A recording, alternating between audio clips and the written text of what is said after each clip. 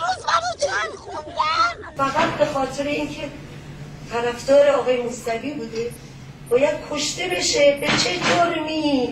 به کدامین گناه؟ بچه من یک جوون بوده، 19 سالش بوده. جرم این بچه من چیست؟ من شاید بخشی از غم و اندوه این بچه فرزندم رو بتونم صرف نظر بکنم. اگر نشه قطعاً دو چندان خواهد شد. ولی خب سوال داشت این بچه و قانع کردن این بچه هم کار سختی است. یعنی ماها باید مسیرامون رو اصلاح بکنیم. ما باید با یه تدبیری بتونیم امثال محسنا رو قانع بکنیم، دریابیم. جواب سوالاتشون این نیست.